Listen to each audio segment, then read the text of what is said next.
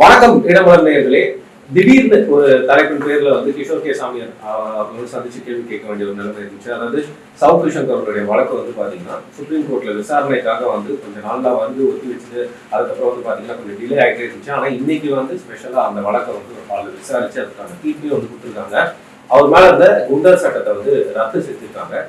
எந்த நேரத்திலையும் அவர் வந்து விடுதலை செய்யப்படலாம் அப்படிங்கிற இந்த நேரத்துல தான் வந்து பாத்தீங்கன்னா இந்த வழக்கோட பின்னணி என்ன மாதிரியான ஒரு சூழ்நிலையில வந்து சுப்ரீம் கோர்ட்டோட ஜட்ஜ் இந்த தீர்ப்பு வந்து கொடுத்தாரு, இதற்கு மேல் என்ன ஆகும், சவுத் நிலை என்னவா இருக்கும் அப்படிங்கிறத வந்து கேட்டுக்கலாம். வணக்கம், ரொம்ப சந்தோஷமா இருக்கீங்க. உங்களோட பழைய ஃப்ரெண்டு வந்து ஒரு வழியா வந்து வெளில வராரு. ஏற்கனவே சொன்னதுனால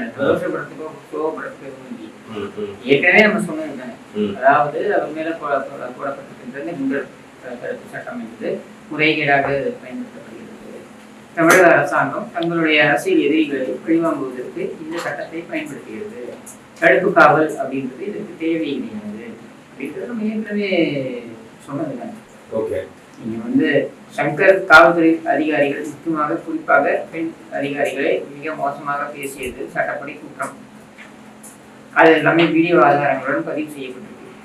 அப்படிங்கும்பொழுது அது சார்ந்த வழக்கு போடுவதுன்றது வேற.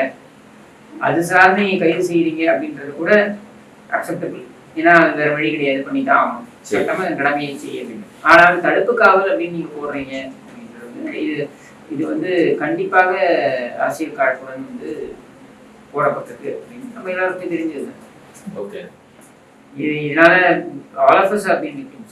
All of us na I have been a victim of this. நீங்க தான் முதல் ஆள் இல்லையா இந்த மாதிரி?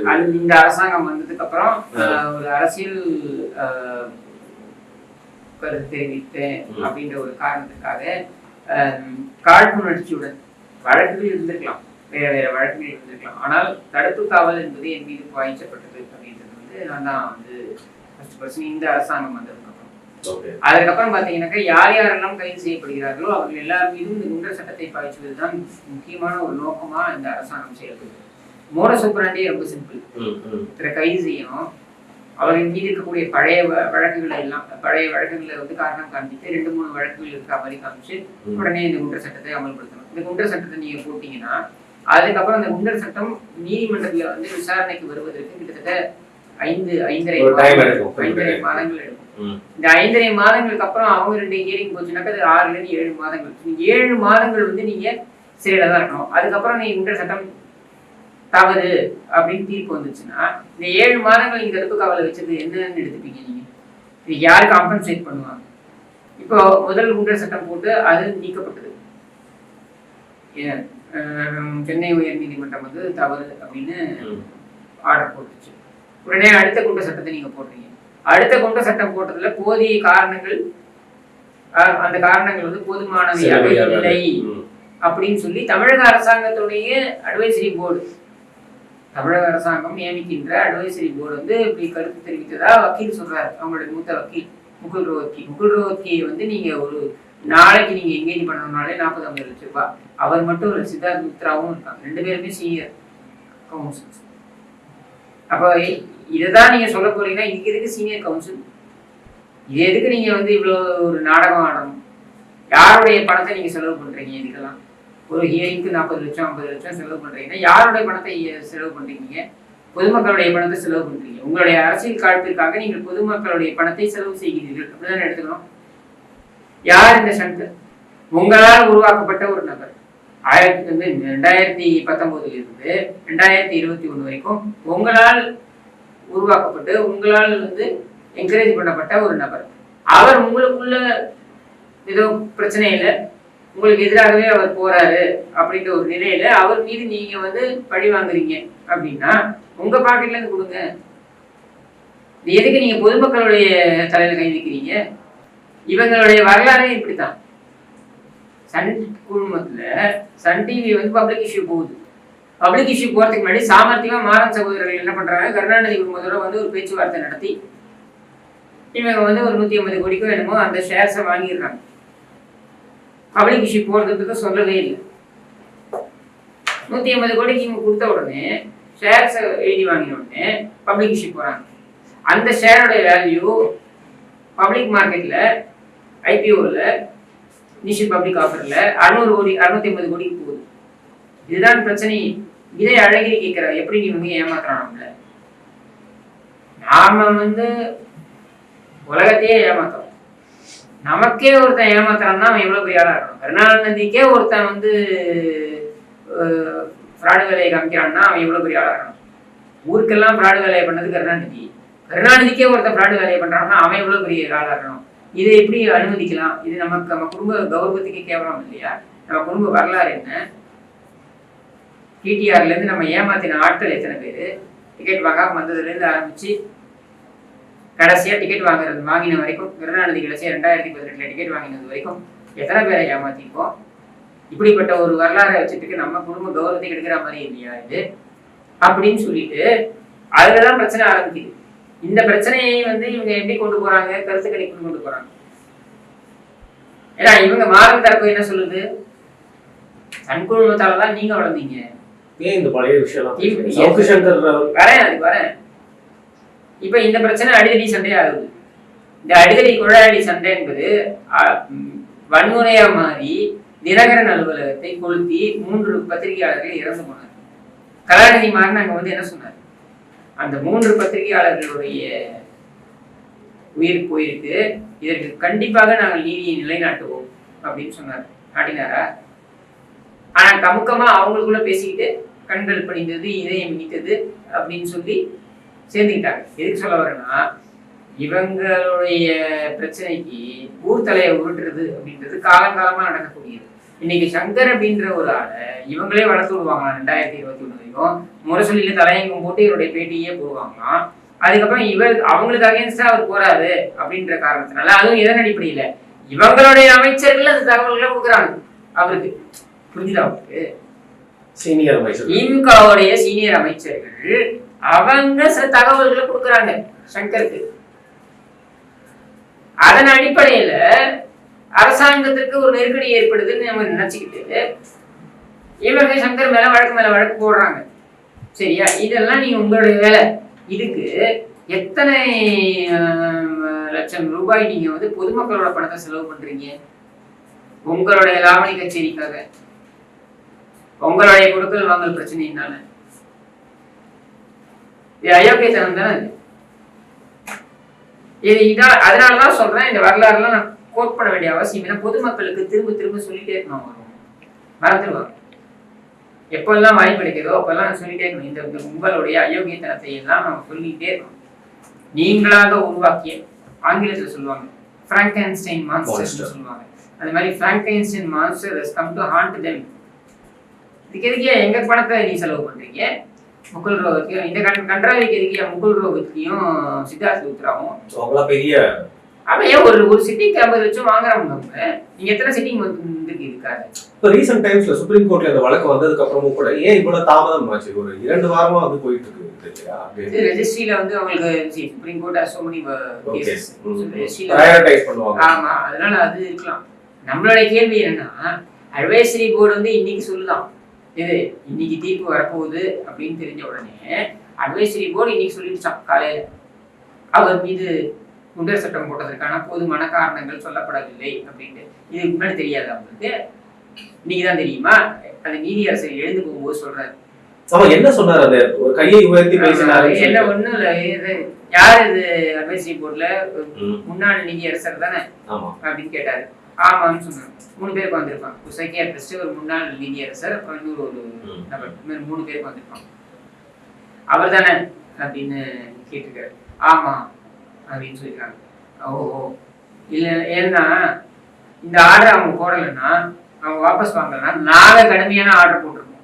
என்ன போட்டிருப்பாங்க? என்ன மீன் பண்றாரு? குண்டர் சட்டத்தை இவங்களே நீக்கியிருப்பாங்க. நீதிமன்றம் நீக்கிறதோடு இல்லாம அவங்க கடுமையான ஆர்டர் போட்டிருப்பாங்க தமிழ்நாடு அரசாங்கத்துக்கு எதிராக. நீங்க இந்த மாதிரி முறைகேடா பயன்படுத்துறீங்க. நாட்டிலேயே போடப்படுகின்ற குண்டர் சட்டத்துல பெரும்பான்மையானது தமிழ்நாட்டில் மட்டும்தான் பயன்படுத்தணும். தடுப்பு காவல் அதிகம் 2500 பேருக்கு மேல தடுப்பு காவலில் வைக்கப்படுறாங்க. அப்படின்றதுக்கு அவர் வக்கீல் என்ன சொல்றாரு தெரியுமா? சித்தார்த் லுத்ரா நினைக்கிறேன். அவர் என்ன சொல்றாரு தெரியுமா? எங்களுக்கு தெரியும், இந்த வழக்கு போற போக்கு பார்த்தாலே எங்களுக்கு நாங்க புரிஞ்சுக்கிட்டோம். Writing on the wall was very கிளியர்னு அவர் சொல்றாரு. என்ன அர்த்தம்? எங்களுக்கு புரிஞ்சிருச்சு அப்படின்ட்டு. அப்போ உங்களுக்கு புரிஞ்சதுனாலதான் நீங்க வாபஸ் வாங்குறீங்க.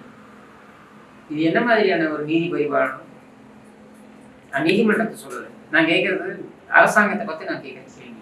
வழக்கு நடத்துறவங்களை பார்த்து கேட்க உங்களுடைய அரசியல் காழ்ப்பிற்காக நீங்க இது பண்றீங்க, அதுக்கப்புறம் என்ன பண்றீங்க, அட்வைசரி போர்ட் சொல்லிடுச்சு நாங்க வாபஸ் வாங்கிக்கிறோம் அப்படின்ட்டு.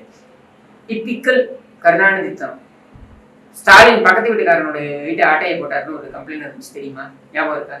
2011 ஸ்டாலின் தன்னுடைய பக்கத்து வீட்டுக்காரனுடைய வீட்டை ஆட்டையை போட்டாருன்னு அந்த பக்கத்து வீட்டுக்காரருக்கு போய் கம்ப்ளைண்ட் ஃபைல் பண்ணாரு.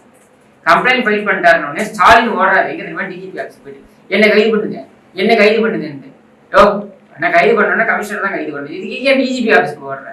வடிவேலு போய் வேற ஒரு குணத்துல போய் அழுவாரு, அவங்க அப்பா இறந்து போயிட்டாரு அப்படின்னு சொல்லிட்டு வேற ஒரு குணத்துல, யோ உங்க அப்பா போனோம் அங்கே இருந்துட்டு இருக்குன்ற மாதிரி டிஜிபி ஆஃபீஸ் எதுக்கே போய் போகிற அப்படின்ட்டு. அதுக்கப்புறம் என்ன பண்ணாங்க, என்னை கைது பண்ணுங்கள் அப்படின்னு சொன்னவர் கமுக்கமா நீதிமன்றத்துல போயிட்டு அவுட் ஆஃப் கோர்ட் செட்டில்மெண்ட் வெளில பேசி முடிச்சிட்டாங்கன்றீங்கல்ல, பேசி முடிச்சதாக அவர்களே நீதிமன்றத்தில் தாக்கல் செய்தார். நாங்கள் வெளியே செட்டில்மெண்ட் செய்து கொண்டோம். அப்ப என்ன அர்த்தம்? முதல்ல நீங்க என்ன சொன்னீங்க, இந்த புகார் பொய்யான புகார்னு சொன்னீங்க. பொய்யான புகார்னா எப்படி கமுக்கமா வெளில செட்டில்மெண்ட் பண்ணீங்க? இது இவங்களுக்கு எப்பவுமே இருக்கக்கூடியது, கெஞ்சினா மிஞ்சது மிஞ்சினா கெஞ்சது, இதுதான் திமுக. சரி, இப்போ இந்த வழக்கை வந்து பாத்தீங்கன்னா இப்போ வந்து ரத்து பண்ணிட்டாங்க. இப்போ அடுத்து என்னவா இருக்கும்? ஏன்னா இதுக்கு முன்னாடியே வந்து ஒரு குண்டாஸ் உடஞ்சி இன்னொரு குண்டாஸ் கேஸ் போட்டாங்க. நான் என்ன கேட்க வரேன் அப்படின்னா, திருப்பியும் அந்த மாதிரி ஏதாவது ஒரு, ஏன்னா ஒரு சமூக தலைவரை பத்தி வந்து இழிவா பேசிட்டாரு அப்படிங்கிற வழக்கு போகுங்க, வழக்கு போகும். சரி, பட் இந்த இதுக்கு முன்னாடி நீதிபதி தீர்ப்பை வச்சு மாத்திடுவாங்க இல்லையா? இல்ல வழக்கு போகும், அவர் பிணையில் வெளில வரலாம். வழக்குகள் நடந்து கொண்டுதான் இருக்கும். அதுல 16 வழக்குகள் போட்டிருக்காங்கன்னா ஒரே நேச்சர் ஆஃப் கம்ப்ளைண்ட் ஒண்ணுதான் அப்படின்னா அது வந்து கிளப் பண்ணணும் அப்படின்னு சொல்லிட்டு கூட அவங்க இது பண்ணலாம். இதெல்லாம் லீகல் ப்ரொசீஜர்ஸ், வழக்கு நடந்துட்டு தான் இருக்கும். நீங்க உங்களை பிணையில விட்டுட்டாங்கன்றதுனால வழக்குகள் எல்லாம் மூடிட்டாங்க. அதை நீங்க போயிட்டு நீங்க நீதிமன்றத்துல போயிட்டு வழக்கு ரத்து பண்ணணும், to discharge yourself from the case, இப்படிலாம் நீங்க ஃபைல் பண்ணிக்கலாம். You are open to do that. வழக்குகள் நடந்துட்டு தான் இருக்கும். ஆனா என்னன்னா இனி வெளியில வந்துட்டாரு, இனிமேல் நம்ம சுவாரஸ்யமா என்டர்டைன்மெண்ட் ஸ்டார்ட் ஆகும். என்ன மாதிரி நம்ம உட்காந்துட்டு தோழர்னு உட்காந்துட்டு நம்மளும் அதானங்க பண்றோம். நம்ம அதுக்காக நம்ம இந்த மாதிரி ஒரு இது பண்றோம்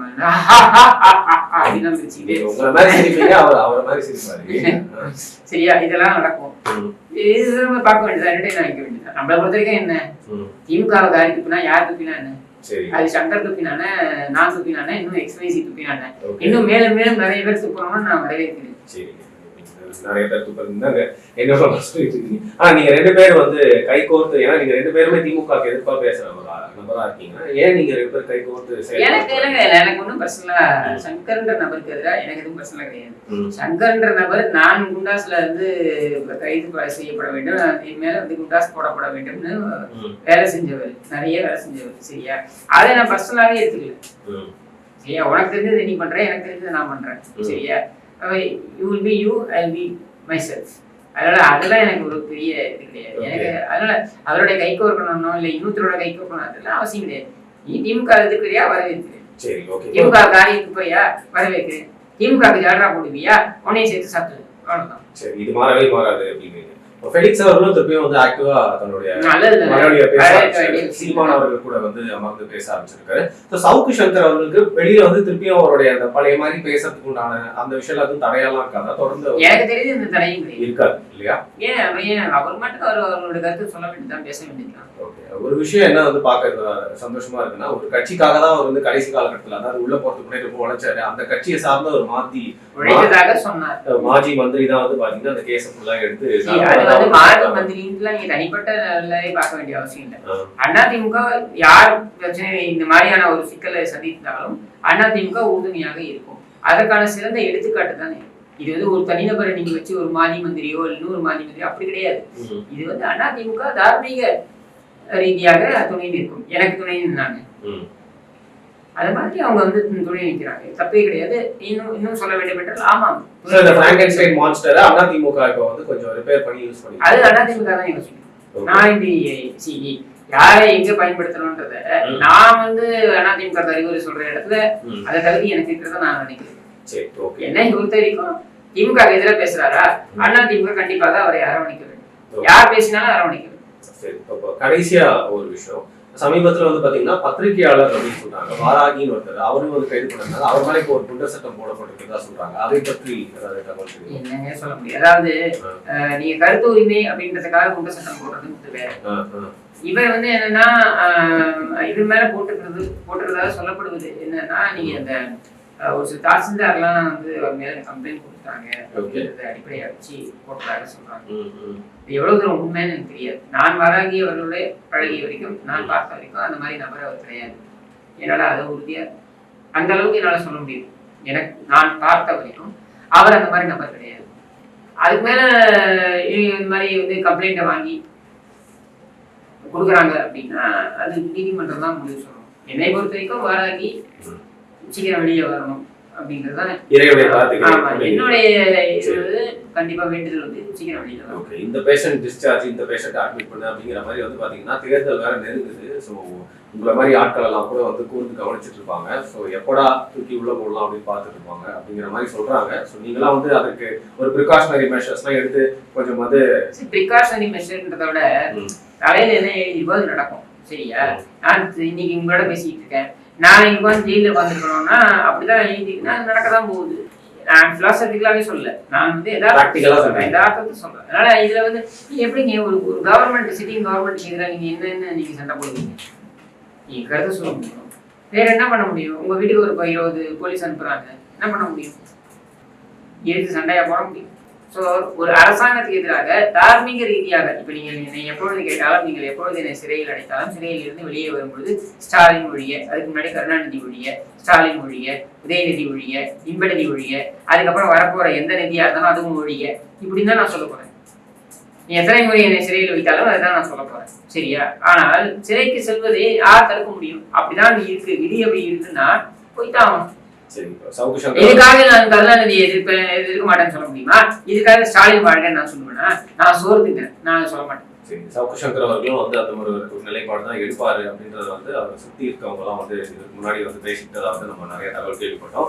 அவருடைய நிலைப்பாடு வெளில வந்து எப்படி இருக்குன்றத பார்ப்போம். தொடர்ந்து அம்மையை பொறுத்த வரைக்கும் உடல் வந்து நல்லா பார்த்துக்கிட்டு அவர் மீண்டும் அவருடைய பணியை செய்யணும். சரி சரி, மிக்க நன்றி.